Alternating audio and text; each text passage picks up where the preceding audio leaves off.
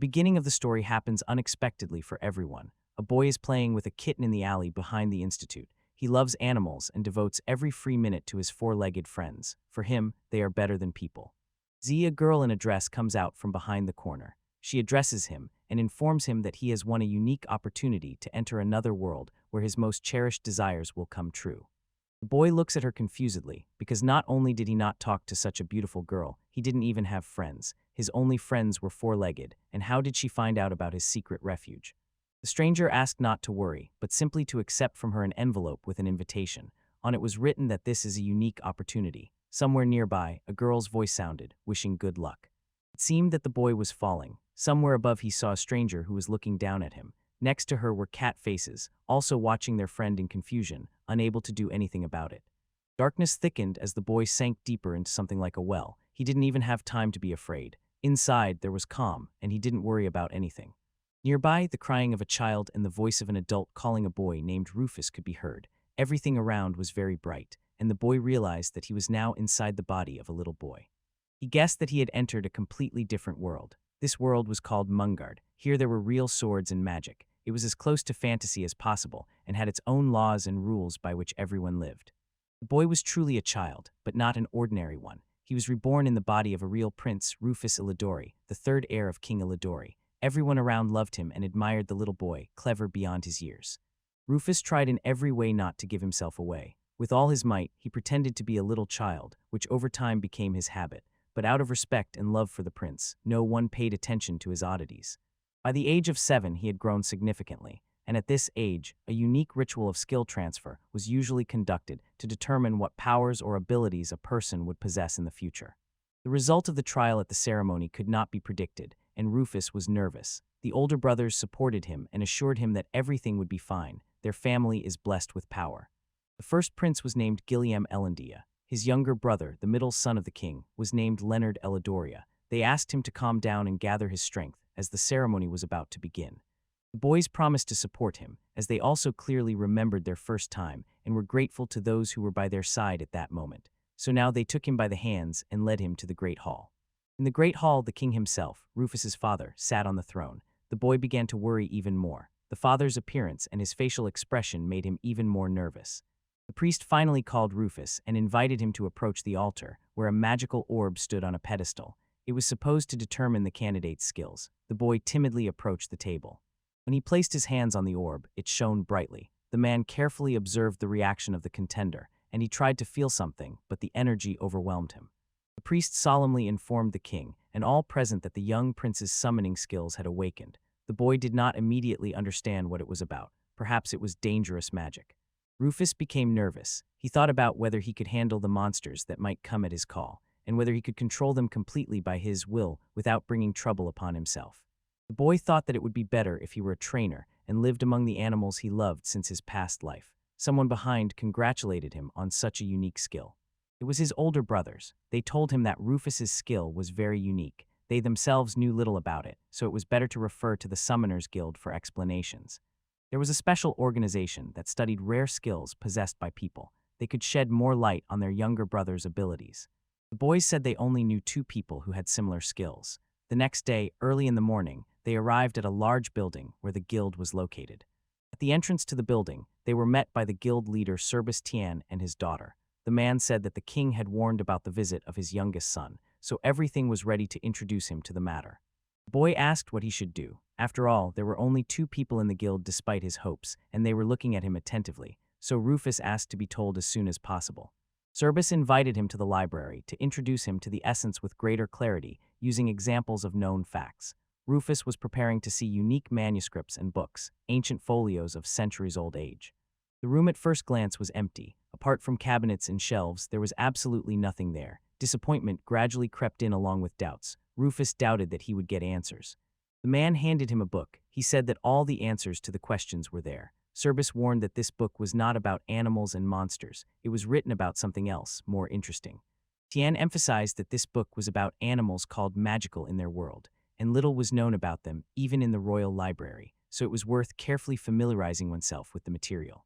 Rufus asked the man to show how summoning happens in practice. Tian agreed. He invited his daughter to demonstrate. She agreed and enthusiastically prepared for the demonstration. The girl chanted the spell and the summoning formula. Energy swirled around the girl's figure, and a small beast appeared before her. It was a gopher. Rufus was simply delighted with the technique. The boy asked her to summon someone similar. The girl replied that this was the only animal she could command at the moment. Rufus was upset by this fact. Tian assured that he could also summon an animal. After his summoning, a bird came. It was small and fit on the man's shoulder. The scientist assured that he still had time to practice. Rufus asked if he could pet the animal. Tian explained that the boy could also summon someone similar. For this, concentration and imagination about the one he was trying to summon were needed.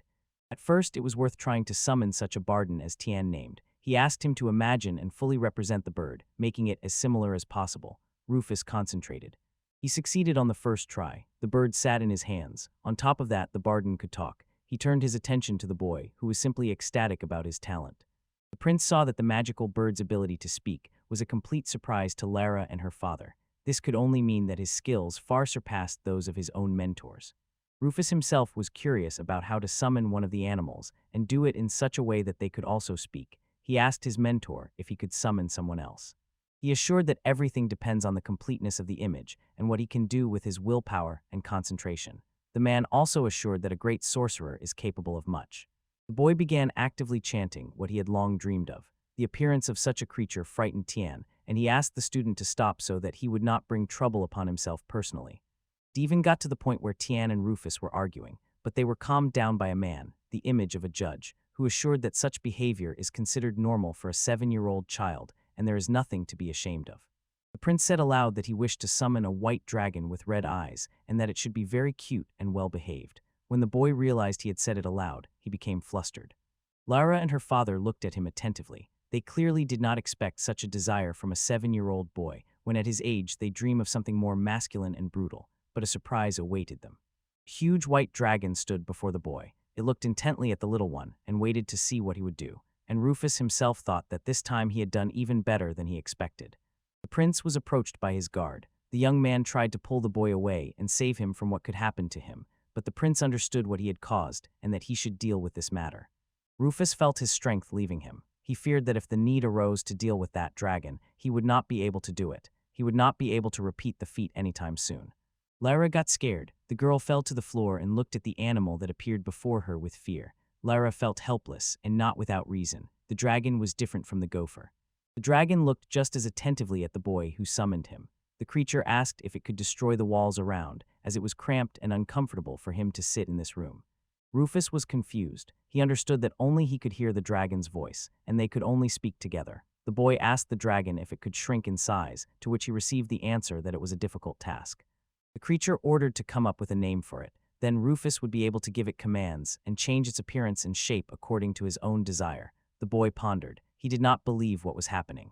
The prince realized that he could keep the dragon as a pet. So, in his opinion, from today the dragon would be called Ragios. He was delighted because now he would have more opportunities. Now Rufus ordered him to become smaller in size. The dragon smiled and promised that he would try to do it. Bright light spread around him, and he tried to complete the task.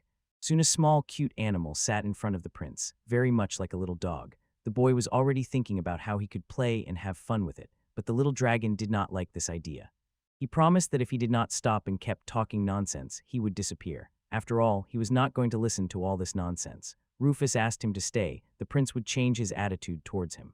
The boy asked if he could hold him in his arms. The dragon promised to behave well and not threaten Rufus, since from now on he was his master and friend. The prince thought he would die of happiness.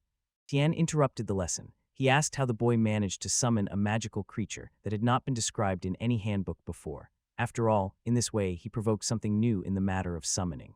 The man emphasized that it was necessary to immediately report this to His Highness the King. There was only one candidate for this, and it had to be Prince Rufus. After all, the father would be delighted with such news.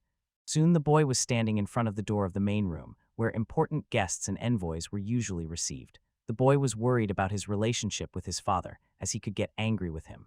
The man looked carefully at his son and asked what exactly brought him to this place. The boy told about how he managed to summon 2 magical creatures, and they are not ordinary.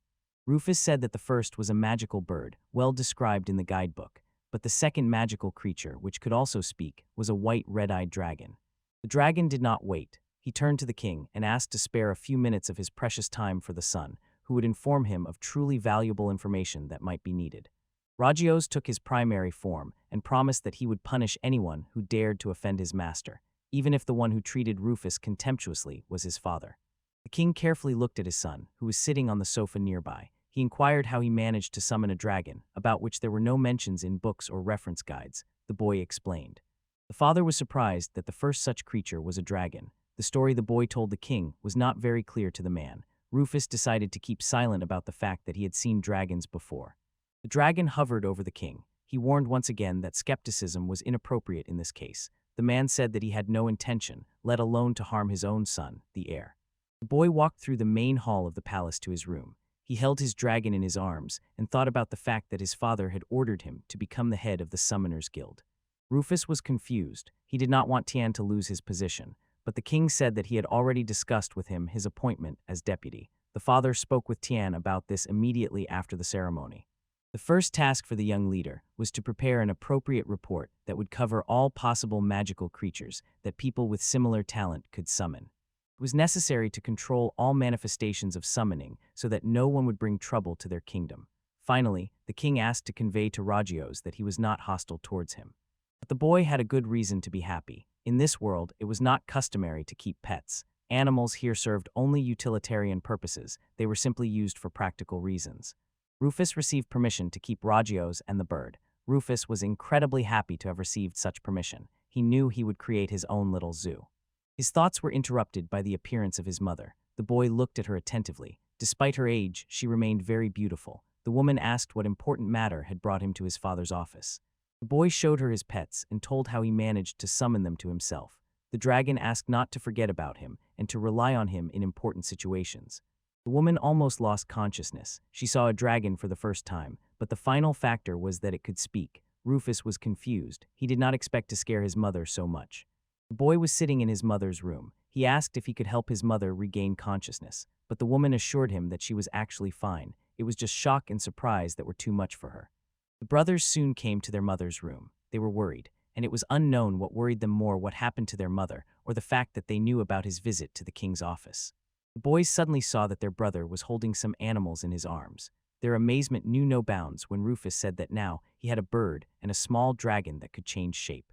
The brothers were simply delighted with the animals their little brother owned. They began to pet and play with the animals, emphasizing that they were very happy with the boy's skills and supported him. Rufus warned his brothers that Ragios was only seemingly so defenseless. His true size and strength were much greater, and it was not worth treating him like an ordinary animal. The day turned out to be very hard, and Rufus simply collapsed onto the bed exhausted. He did not expect it would be so difficult to negotiate with everyone and explain to everyone what really happened. The boy fell asleep. Before sleep, the same girl who gave him the unique opportunity to enter this world came to him. She explained that she was actually the ruler of this world and its creator. The stranger also told that she was the one who returned his soul the ability to transform and be reborn. For this, she only asked to tell as many people as possible about the summoning technique. Rufus could not believe that he had to reveal his secret to everyone. The girl asked if he agreed to such a proposal. He replied that he actually wanted more explanations about it. The creator agreed to explain how things work with magic in this world. Summoning skills are unique in this regard. After all other magical skills require replenishing reserves. Rufus asked how he would restore his own supplies since he knew nothing about it. The girl explained that through the summoned animals, she transfers a fragment of magic to that world. The creator added that no one is familiar with the summoning skill in Mangard. It is unique, and only a few master it skillfully, and the number of these people has not increased for a very long time.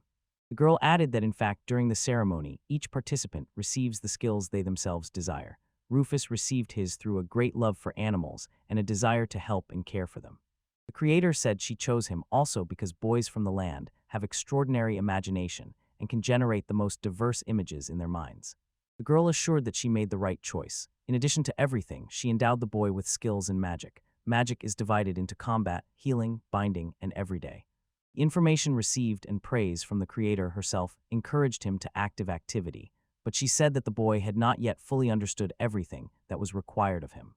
The boy asked why magic cannot simply be transferred to the world of the people of Mungard. The creator explained that she loves her people very much, but for now, it cannot be done just like that. She added that in such a case, various problems could attack this world, from storms to various kinds of calamities. Disasters could completely destroy all living things on the continent. So the creator's request will be for the boy to spread his skills and knowledge about them to all people, making them popular, and these skills will be able to save the world from bad consequences. The boy rejoiced. He promised to do everything the magical girl creator asked of him. He will spread summoning skills, increase the amount of magic in this world, and start his own fur zoo. The creator was very glad that her plan would be brought to life. She thanked the little one and assured that she had done everything right and true in her time and did not doubt it for a moment. At the end, she gave the boy something, and this thing seemed very useful to him and at least familiar. He felt that it was again a dream or a dream vision. Doubts vanished by morning. The dragon seemed to know what the boy had seen. He assured him that it was not a dream. It was truly so. There was a meeting with the creator, a girl who has been responsible for this world and its order for a very long time. Rufus was confused. It turned out that the creator sent the dragon to help the young master of the unique gift. She gave a firm order not to break any agreements and to adhere to the contract. Ragnas added that from today the bird will not be with them, and the dragon itself in its current form was left so that it could be used as a toy, but Pi can be summoned at any moment. The bird came immediately after being called. He asked not to do that anymore. Ragnas asked what plans his young master had for today. The boy said he had to introduce them to someone. The prince came to the training ground for the Knights of Elandria. The training was in full swing. The boy and his favorites watched the fencing lesson for a long time.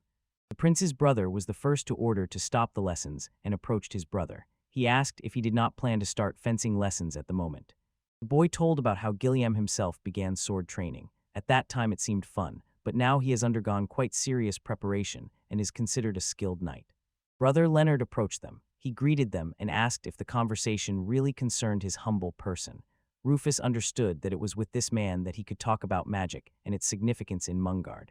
Mali asked if he could use magic if he had any of the special abilities established at the ceremony. Leonard assured that this was exactly the case. Then Rufus asked to explain in more detail. Leonard emphasized that right now they can test the boy's abilities. For this, they will start training from the smallest and lowest level of magical skills.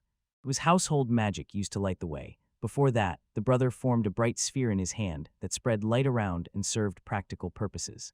Rufus tried, but he failed. He attempted to summon light, but the sphere refused to transform in his hand. Leonard taught that first. It was necessary to gather energy in the hand. Despite the efforts and explanations of his brother, the prince could do nothing. He felt that his magical life had come to an end, but Leonard urged him not to lose heart and continued to teach him. The dragon looked intently at his master. He was also upset that he was not very successful in mastering even the lowest level of magic. The boy did not want to be a disgrace to the family. With his help, he also decided to turn to his comrades. Lara and her father listened carefully to the prince's problem and tried in every way to help, but his question put both in a difficult position.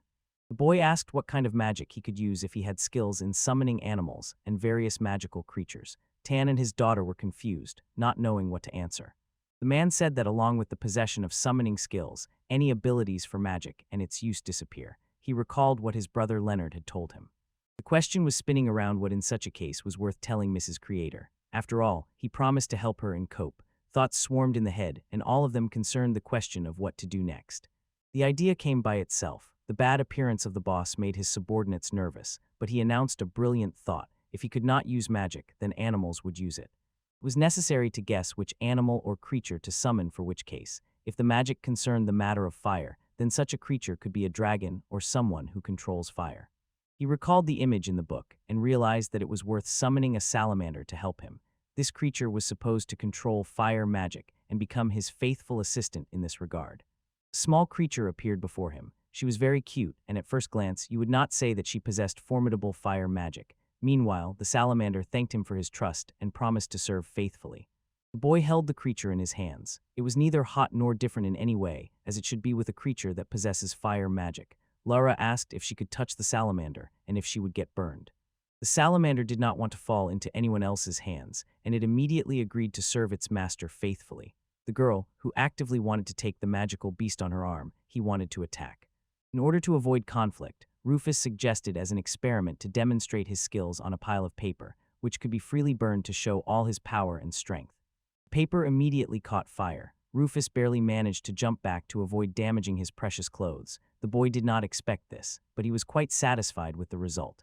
The boy thanked the salamander and promised that he would now be its master, take care of it, and help it in every possible way. In turn, the salamander swore loyalty. Tian and his daughter respectfully bowed to the boy. They were impressed by the solution the leader came up with for the difficult situation. They had underestimated the potential of summoning magic and now knew they were led by a worthy person.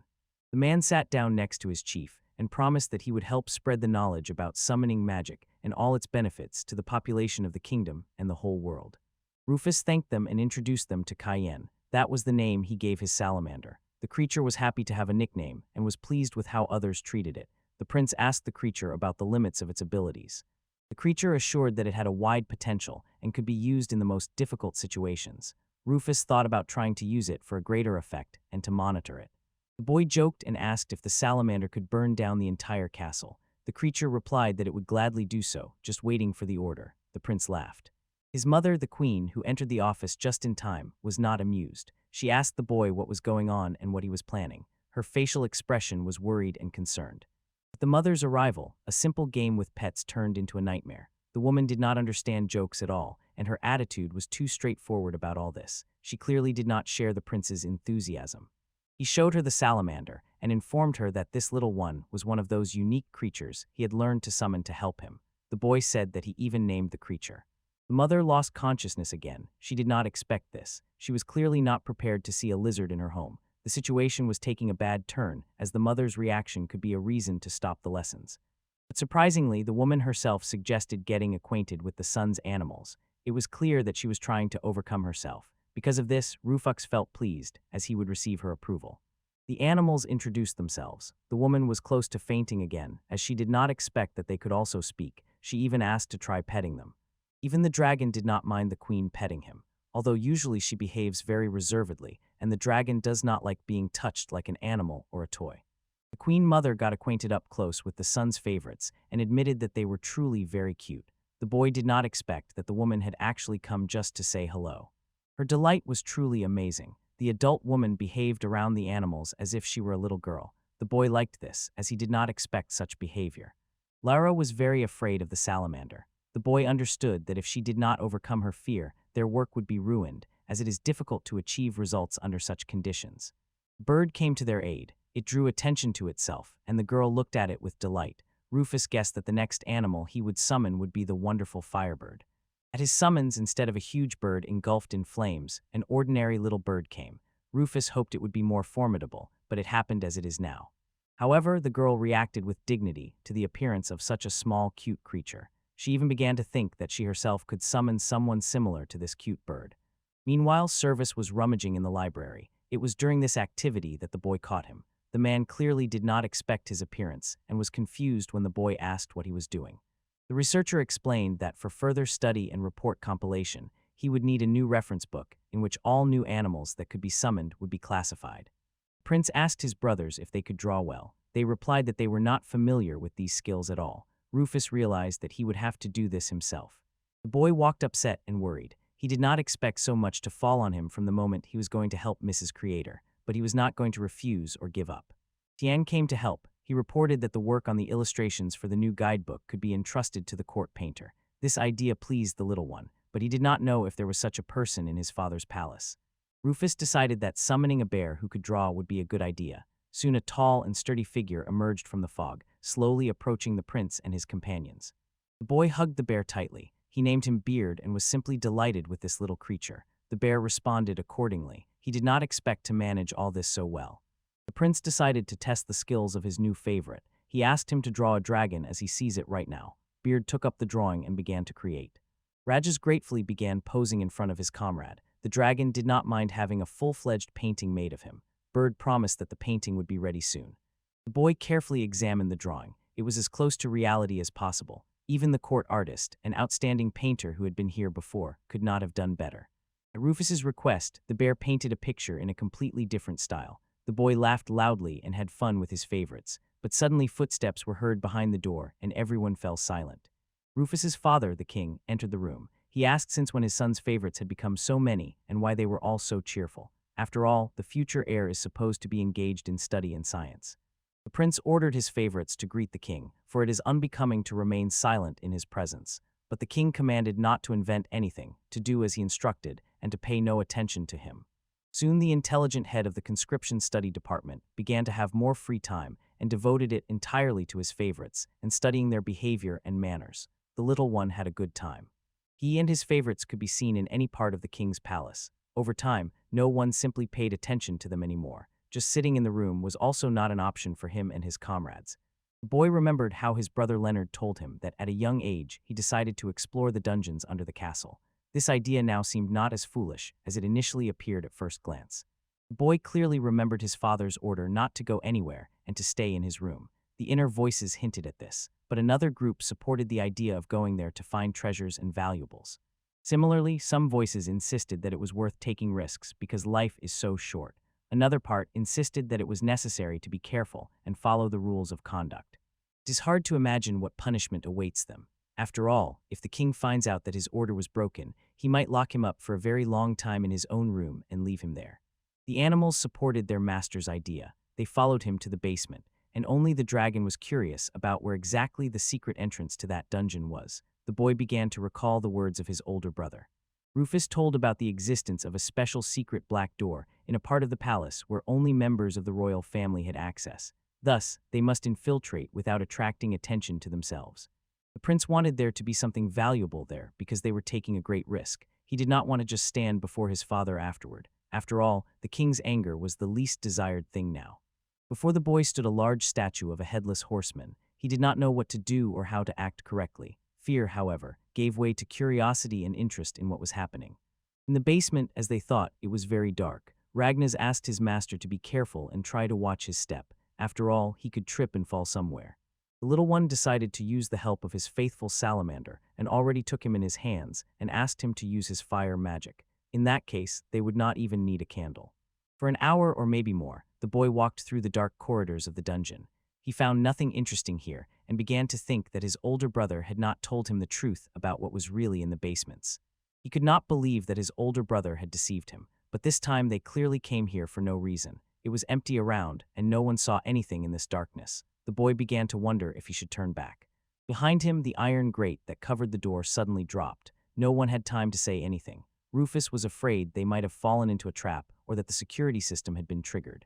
The boy looked around for an emergency exit or at least some source of light. He did not notice how a knight's silhouette appeared behind him, raising a large sword above the boy's head and preparing to strike. The knight turned out to be a headless horseman named Dullahan. The boy found it hard to believe that this legendary character had ended up in this place and what he was generally doing there. Rufus began to suspect that the door was actually a defense, and now, in order to be able to go further, they must defeat this opponent, but doing so will not be easy with their strength. Even the knight's horse looked more like a monster from a terrible nightmare, so the prince chose a safer course of action in this case. It was a simple escape, as he did not want to fight this monster. The boy fell to the ground in fear. He looked around and asked his favorites where they had gone at such an important moment. The knight was slowly approaching Rufus.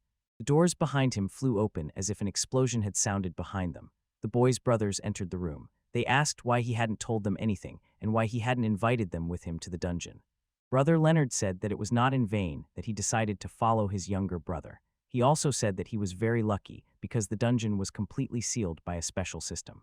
This security system was created to protect the dungeon from uninvited guests, and after its activation, it is very difficult to get out of it. The system uses many stages of protection.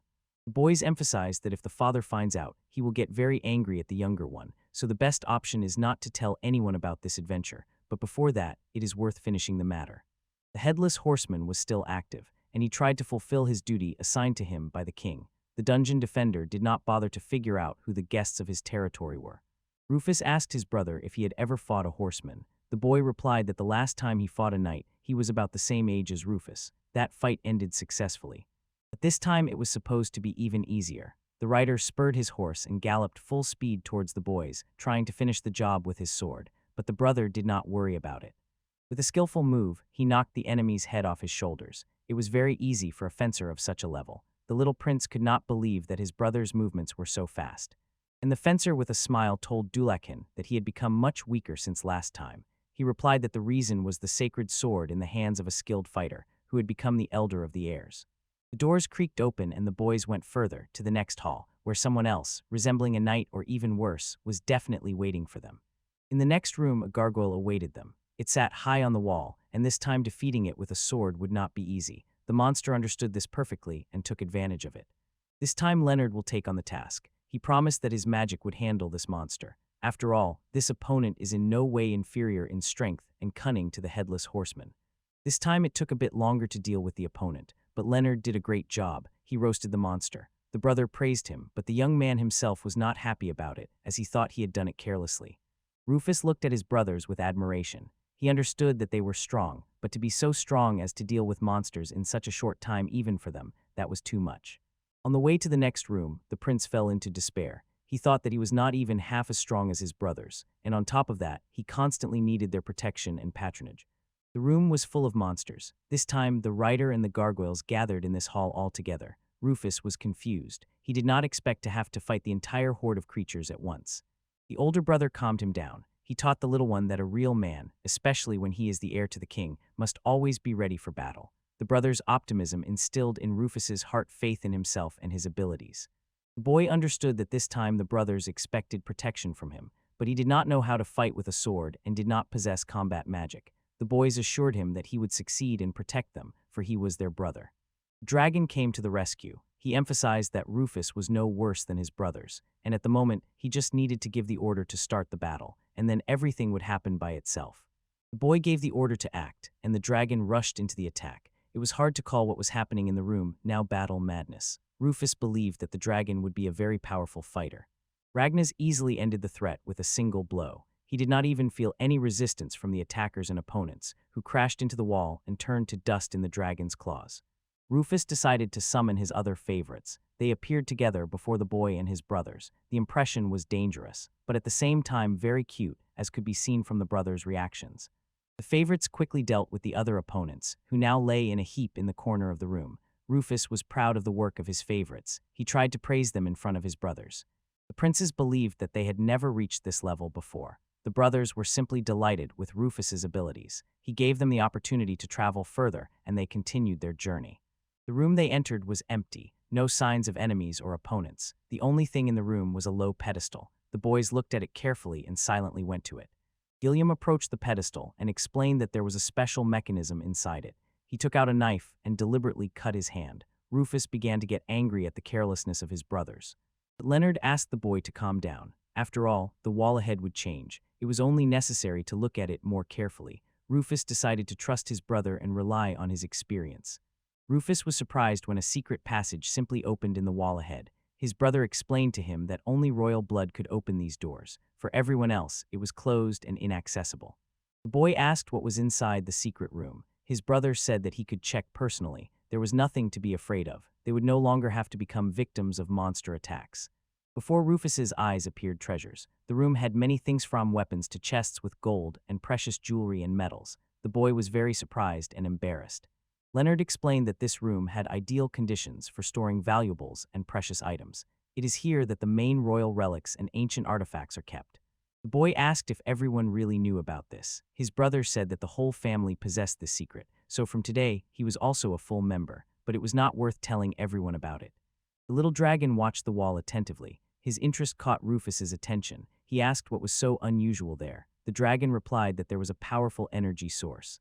The dragon added that behind the wall there was a mighty ally. The boy began to worry. According to his favorite's words, behind the wall was a living organism, possibly an animal. Gilliam knocked his fist on the wall and said that behind it was emptiness. The sound was such as if behind the wall there was a room much larger than the one they were in now. Rufus put his hand on the wall and it lit up with bright light. The boy did not expect such a turn of events. From the depths of the room came a voice asking who dared to disturb its peace. In front of Rufus, in the middle of the room, stood a throne with its high back turned towards him. Someone, unseen in the darkness, addressed the boy and asked why he had awakened him. Behind the boy, his brothers were already standing. They brought torches, so the room became clear and visible. On the table lay a chest. The princes could not understand who was addressing them with questions. The chest spoke, lying before them. It said it had long wanted to say something like this, and finally had the chance. The brothers were surprised and discussed that they should take the chest with them. Leonard emphasized that it could be disassembled to check if no one was hiding inside the chest and trying to joke or mock the members of the royal family. The chest asked Rufus if he wanted to become its new owner. The chest had long been looking for an owner, but being in this dungeon, it did not have many options. The boy asked if the chest had owners before him and what the words new owner meant. The chest proposed to conclude a contract and agreement to become partners for the future. Rufus seemed ready to agree, but he asked what was needed for that. The box said that nothing terrible would happen and that he just needed to come up with a name for it. Gilliam asked his brother if he could do it instead of him. The younger agreed, and the older brother began to go through names. Among them were such normal names as Pico, Pucho, Pecho, and other standard and familiar names to the human ear. The box warned that everything is not so easy, and at first it was worth asking her what to do with all this. After all, everyone is in a hurry, but no one wants to talk about how to act correctly. Meanwhile, the boy asked the dragon if he could become the master of magical objects or animals if someone else summoned them. The dragon said everything is possible, and one can even summon someone who does not belong to this world. Gilliam lost hope of finding a special name for the box, and he stood alone for a long time and began to talk a lot, including mocking the prince's efforts. Rufus asked to allow the little prince to try this time. The brother agreed and suggested conducting an experiment on this. The boy pondered, as there were not many options. Mally approached the box and asked how long it had been here alone, in darkness and silence. The box replied that it could not even remember how much time had passed since that moment. Skrinka said that all this time, he was thinking about a greeting for the person who would come to his cell. This made the boy a little nervous, who had already appreciated the guy's sense of humor. Failures also befell the little one from the very beginning. He wondered if there could be a hint from the box. It hinted that the name must definitely relate to the box. Finally, the little one succeeded. When he spoke the words Tora-chan, the box shone and everything around filled with a strange light. The box seemed to start disappearing, but the next moment something changed around. The mailbox soon became normal and returned to its place. After that, it declared that the re-registration process was successfully completed, and from today, the mailbox became the boy's slave. The brothers were not satisfied that they had made the box a slave. They also began to look skeptically at the little one together with the dragon, and he was forced to justify himself before them. Rufus assured that all magical creatures he even summoned personally also become his friends, but in no way slaves or subjugated to his will. Skrinka himself asked what friend means. Skrinka was pleased with what had happened, and Rufus realized that now he could summon not only animals, but also magical creatures of various kinds, and even those that live beyond this world. Leonard, meanwhile, was impressed by the abilities of his younger brother. After all, he found the hidden room without any difficulties and easily conquered the chest, gaining possession of it. The older brother sat down by the box and asked what else was inside it. He replied that there was much more inside than the young man could imagine. He asked to show and demonstrate. The box replied that it would not obey the orders of a master, who was clearly not the boy's, so it was worth asking the master, and only then would the little box do its job. Rufus leaned over the little box and said that he was going to ask it to show something it could do. The box replied that the master's wish was law for it. Before the eyes of the surprised boys appeared various kinds of objects that simply could not belong to a sane person at once. There were various weapons, slippers, and a special female item. Leonard asked the boxes if there was really a four-dimensional space inside. They clearly did not expect the events to take such a turn. They had not even seen some of the objects before. Gilliam held a warm, homemade slipper in his hands and asked his brothers if it was possible for there to be things more valuable than in their strange treasure stash of the royal family. Rufus took a strange object in his hands. It was shaped like an iron cone. After the boy pressed the button, a bright beam burst from one end of the stick. From his past life, he remembered this thing. It was a Jedi laser sword. Gilliam asked his younger brother, who was swinging the sword, what interesting thing he had in his hands. He assured him that it was a unique weapon from a past life. This weapon scared the little one and showed that it was worth choosing something more suitable for him and the time he had to live and exist in. Moreover, the brothers again looked at him suspiciously. Instead, he chose a large two-handed sword for himself, which he could skillfully use. He aroused no suspicion and was appropriate for the moment. Rufus was surprised that this weapon was so huge. Gilliam tried to ignore his brother, who was looking at the weapon in his hands with surprise. He had never held a combat weapon before, so now he could feel strange emotions. Gilliam remembered similar experiences. Rufus took action. He wanted to swing and test the sword. The brother wanted to stop the boy, as he could foolishly cause problems for himself or get injured. It was late. The prince swung at the wall. The strike was truly powerful. There was a huge crack in the wall opposite them. Another room was visible there, but they definitely were not going to go there. The boy asked his brother what kind of magical sword it was. Dragon and Leonardo looked embarrassed at the consequences of the strike. They did not expect this, and Ragnas was the first to ask how the master felt and whether it was worth repeating the same. The prince assured that he was fine, but you cannot say the same about the wall. However, the brothers had already begun to suspect that the younger one had gotten not just an ordinary weapon, but a unique artifact from an ancient era. Rufus learned from the brothers that he was holding the legendary Excalibur. He could not believe that Lady Creator had transferred the magical weapon from the legends of his world to this dimension and made it so accessible. Gilliam pressed his cheek firmly against the legendary sword, which shone and radiated energy. The elder brother thought about the day when he would manage to see this sword, and it had finally come. The dragon calmed the prince, who had begun to worry about his brother's obsession with the sword. Ragnas assured him that Rufus looked at his favorites the same way and everything was fine with the elder, so the young prince decided not to distract.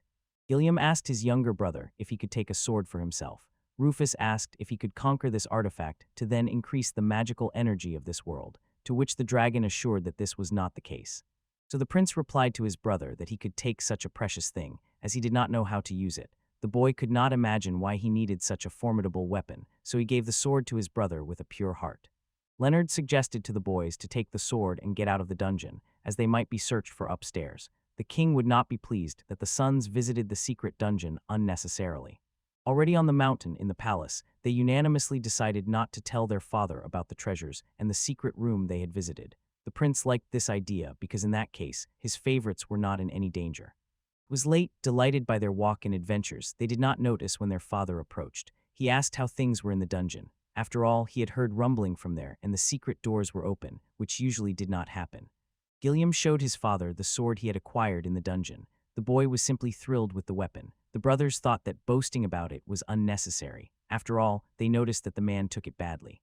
The man began to get angry. He asked what had happened and ordered his sons to honestly tell him about what had occurred. For this, he asked them to come to his office for a serious conversation and a disciplinary talk.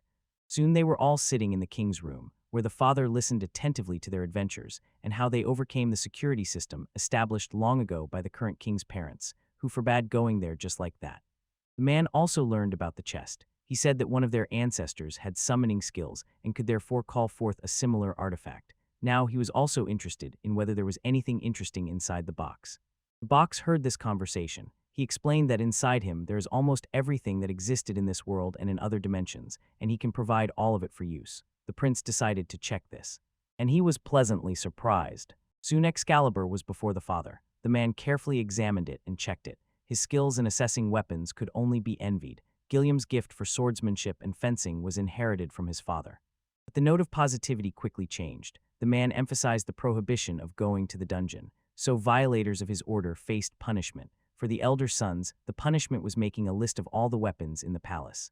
But in addition, he ordered an inventory of all the weapons inside Tora-chan, and the prince had to return Excalibur to its place. Such a relic must not be visible to everyone interested in random people. The next day, accompanied by his favorites, the boy walked through the palace hall. He was sorry that his older brothers would also have to suffer because of his mistake. On the other hand, they could refuse to follow him. Brother Leonard was in the office. He was sound asleep right behind the desk. The hard work was that the stock of weapons and various items related to them was endless. The little one supported his brother, thinking it was just paperwork. The boy also understood that the father had thought through the punishment very thoroughly. After all, for Gilliam, who was far from science, making lists and descriptions was a very boring task. But Leonardo wanted to do that, yet the father forced him to prepare the weapons. Leonardo was actually very nervous about this and wanted to describe the weapons, but instead he was dragging and working physically. But fearing the king's anger, they did not dare to switch roles. After all, he could arrive at any moment. Soon Gilliam called the boy and informed him that the description of all the weapons was finally ready. He held a whole pile of papers in front of him and showed them to prove his work and end the punishment. Leonard was angry and furious. He waved his sword, trying to vent his anger on the surrounding environment. Rufus decided it was time to get out of this place, as the atmosphere was becoming unbearable. Bede and the other favorites helped the master as best they could. He thanked them for their help and promised that someday they would all have lunch and rest together in their free time to learn more about each other. Now the moment had come to check what was inside Thorlera. The chest arrived on summons and Rufus began to count everything that was listed. A lot of time passed, and everyone around had already gone to sleep. The boy decided to rest and talk to the chest. The box replied that inside it there were not only weapons and armor. Besides that, there were also magical artifacts of various kinds and origins. Rufus asked to show him everything. The first thing that fell out of the chest was a large white cube. Rufus became curious about what kind of thing it was. The boy took it in his hands and began to turn it in different directions until a stream of air burst out of it. For some reason, Rufus thought it was a magical fan. Inside the box, the boy noticed a large emerald, but he was not going to take it out. After all, it could be a source of magical energy. The next item was a bottle with a strange liquid. It was actually an energy drink that gave strength and vigor to everyone who consumed it, but the boy did not care. He wanted to try it. Thorlara noticed that his master was upset because all the items seemed strange to him, so the chest promised to get him a weapon of mass destruction now, but Rufus asked not to do that. The prince thought that the chest had many such things that were not typical for the current era, so he became curious whether his distant ancestor could travel through time and where he learned about the existence of such things. The boy became curious to find out what kind of weapon was being talked about. After all, it might not be a weapon of the future, but a weapon of the past, an era when demons and gods fought and their enmity led to mutual destruction. The gods could have given people their divine weapon or something close to it to make them their allies in the struggle. But when the gods were defeated by demons, people used the weapon against the enemies of the human race. Rufus asked the dragon if he knew anything about the existence of demons. The dragon replied that he did not possess such information, but at the moment he was definitely not afraid of them. After all, his strength and power knew no fear. The father visited Rufus to find out how the boy's work was going. He assured him that everything was fine, and now he had checked the first pages, and everything written there matched. The man thought that such a check would be long. He found it hard to believe that everything listed was available. In his opinion, it was worth checking selectively from now on. Otherwise, this work would take a very long time, and finally, he asked not to take anything out. The father asked his son again if he had taken anything out of the chest. After all, that could be very dangerous. It seemed that he really cared about the fate of his youngest heir. Soon the boy got tired. Rufus understood that even in a child's body, who eats well and rests, he gets tired quickly. For him, such work was indeed very tiring for a child his age. His only wish at the moment was to get to a warm thermal spring. He was interested to know if there was a culture of bathing in warm springs and taking water procedures in springs in this world. Rufus also inquired if there was a creature under his command that possessed water magic, because in that case, by finding a vessel of suitable size and summoning a water creature, he could make himself a warm spring for bathing. An Undine came at his call. It was a spirit resembling a girl. She immediately asked how she could be useful to him. The boy was confused. He awkwardly thought about how to ask her to make a spring for him. The Undine looked down at her master. He held a bucket in front of her and looked at it hopefully. The girl promised that she was now ready to make a thermal spring for him and organize a bath. The girl asked if she could take the vessel from him for a short time, as she needed something to prepare the water for the future bath. The girl assured that soon everything would be ready for the procedure. Soon she was holding a bucket full of water and ordered the master to sit down and prepare his legs for immersion. He could not believe that he would be able to rest and relax so quickly after hard work. Rufus enjoyed putting his feet into a bucket of pleasantly warm water. The girl explained that the important thing is the water content, which promotes relaxation and improves the quality of the skin and appearance. The boy really liked it and began to think about finding a larger vessel to take a proper bath. The dragon assured him that in this world, bathing culture in springs and warm baths is scarce. Mother visited him and immediately saw that among his favorites there were new ones. She inquired what the Undine possessed and which element she controlled. He assured that she was very useful. The water from her spring improves the skin. The woman became even more interested in the Undine. She also asked her son if he had anything similar to the thermal springs the Undine had told her about. He assured her that there were plans to create something very similar.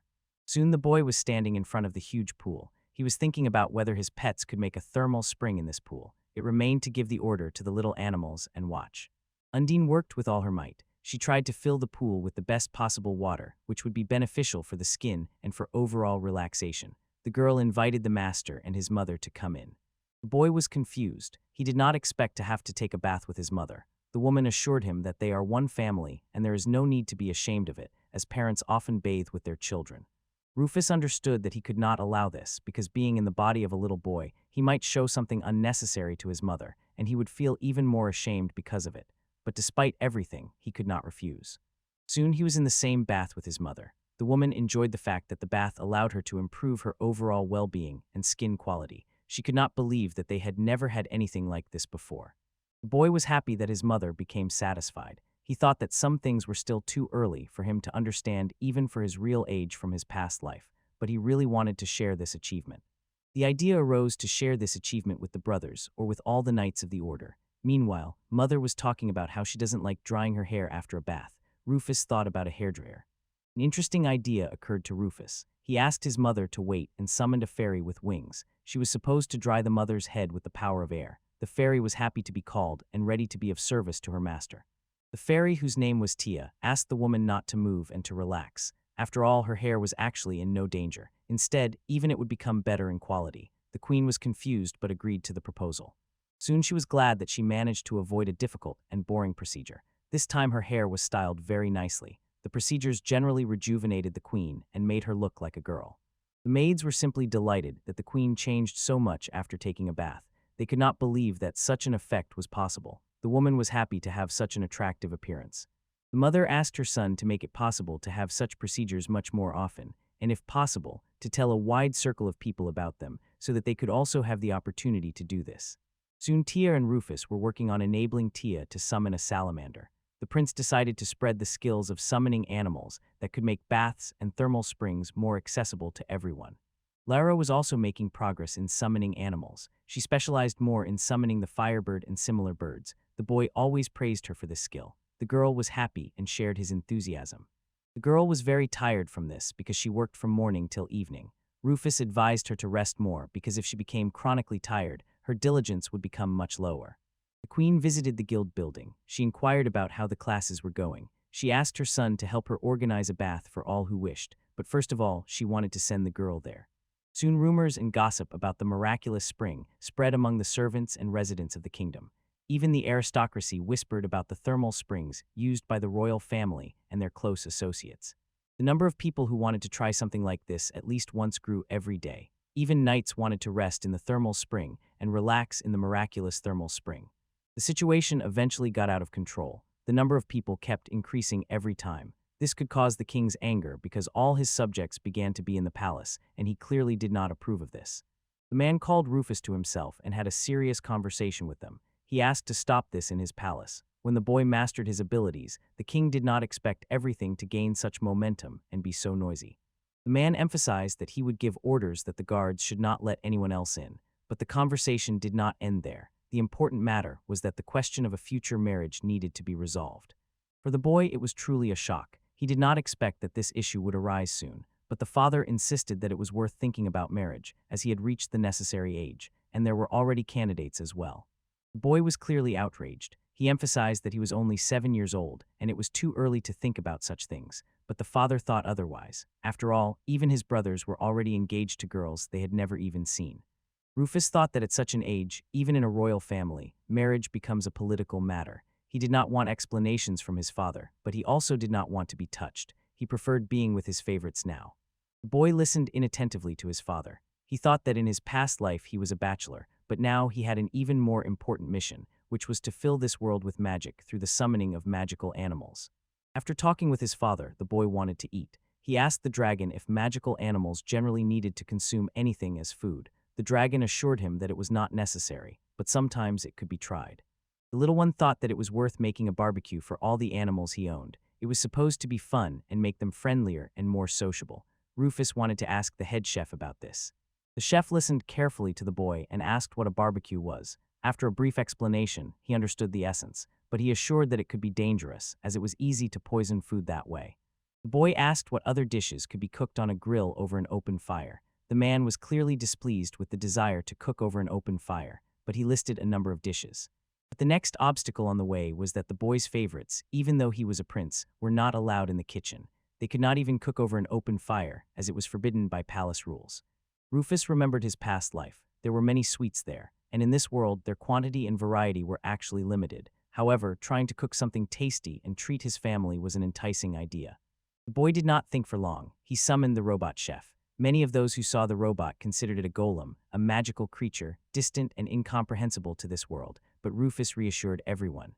Tiano found it hard to believe that this creature could be useful in cooking and useful functions in the kitchen and household, but Rufus assured that he would show his abilities to others and convince them of his usefulness.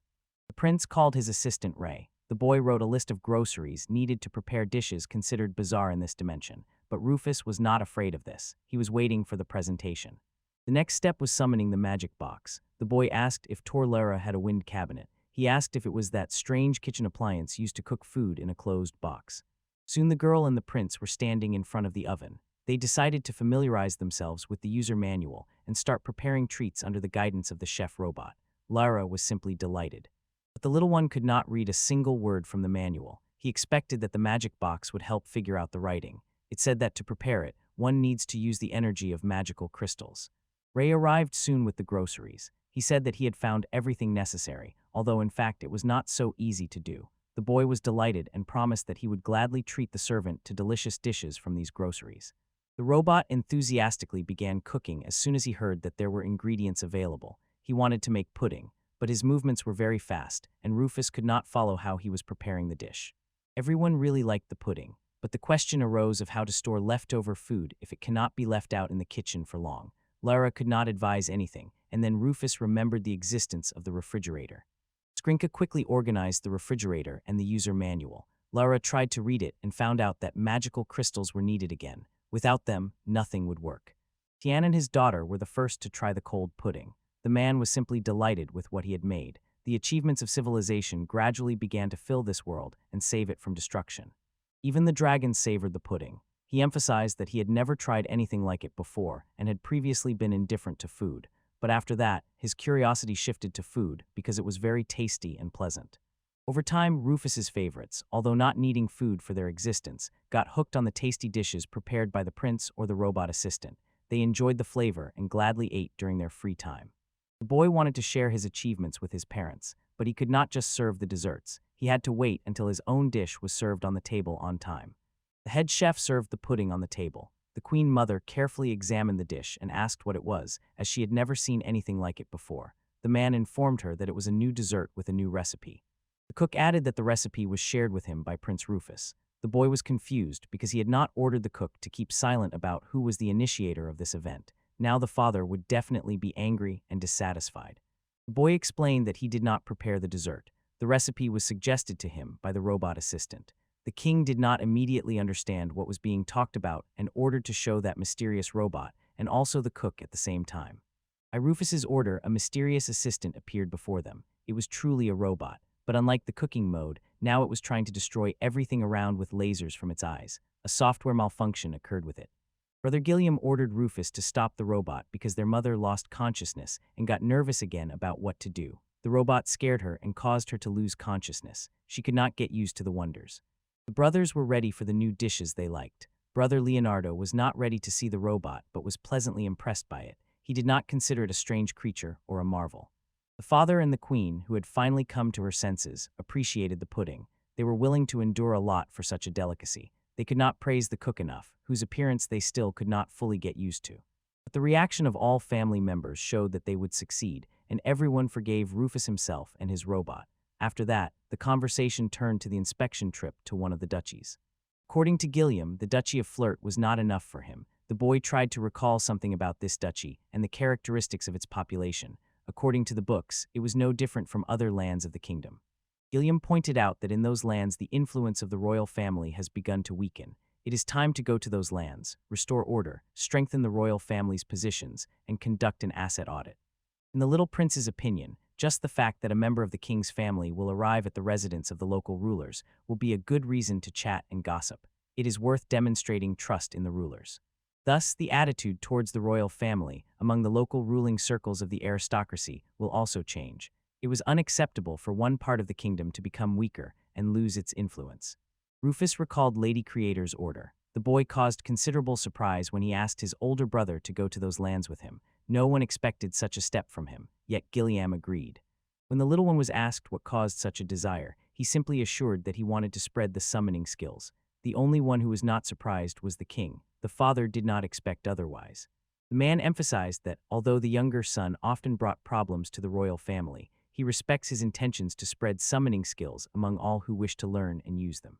The king ordered Gilliam to take his brother with him and help. Throughout the time, he was also to watch over him so that he would not cause any trouble with his tricks and innovations. Rufus was glad about this turn of events.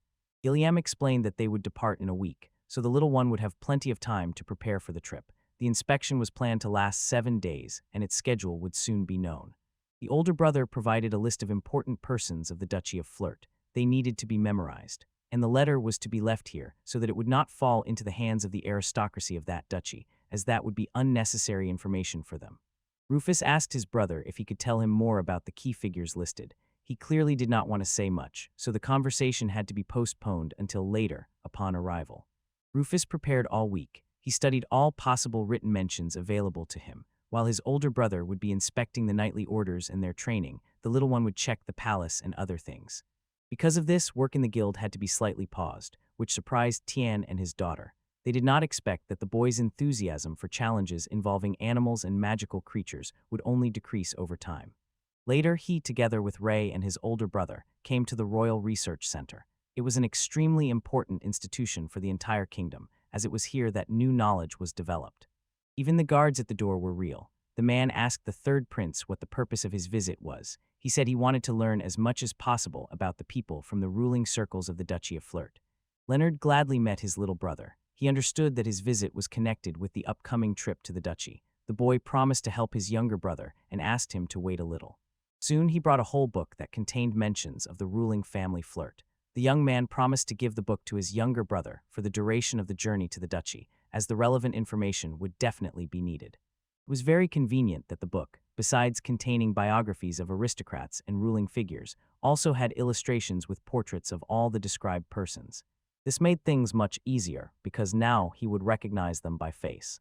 The boy's attention was caught by a girl with 2 ponytails and bows. Her name was Flea Flirt, and she turned out to be quite attractive to the boy. Records about her indicated that she was a very smart and well-mannered girl. Rufus asked his brother if there was a single ruling family there. The brother explained that such a family existed. Moreover, the children of that family were peers of the 3 sons of the royal line. This indicated that the aristocrats deliberately arranged the births of children. Therefore, the conversation with his father no longer seemed like empty chatter. He knew about the existence of Flea, and this could mean that this very girl was being prepared to be his bride, but he did not dare to ask openly. The book said that the girl possessed the beginnings of fire magic, and despite long training, she remained at the beginner level. The boy decided that he would definitely help her master magic and improve her skills.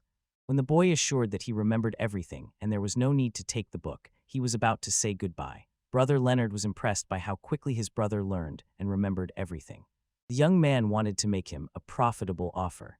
Leonard wanted to offer him a job at the training center, but he refused. After all, there was a need to spend more time on the skills of summoning magical creatures, but Rufus wanted to thank his brother. For his older brother Rufus, he asked the magic box to give a wristwatch. For this world, it was a unique thing. After all, many still looked at large tower clocks. Pocket watches had only recently been developed here. Leonardo asked if the gift was not too expensive. The boy assured him that everything was fine. He tried to explain the principle of the mechanism on his fingers, but remained misunderstood and unheard. Rufus asked his brother to treat them quite carefully, because otherwise he might break them, and the entire clock mechanism would simply spill onto the floor and could no longer be assembled. The day came to set off on the journey. Father and mother saw the sons off and gave them advice for the road and the future. The boys promised to be diligent and not to disgrace the royal family in front of the aristocrats. Gilliam decided to ride for now, but his little brother chose a carriage since it was still too early to ride a horse. Besides, he did not want to do it. The carriage was very spacious. Rufus thought that in that case he could bring all his favorites and there would be room for all of them. The road would thus be more interesting and pass more quickly. The excitement of the road could not compare to what awaited him outside the palace in the Duchy of Flirt, where his future bride and her relatives were already waiting, whose plans differed from the royal ones.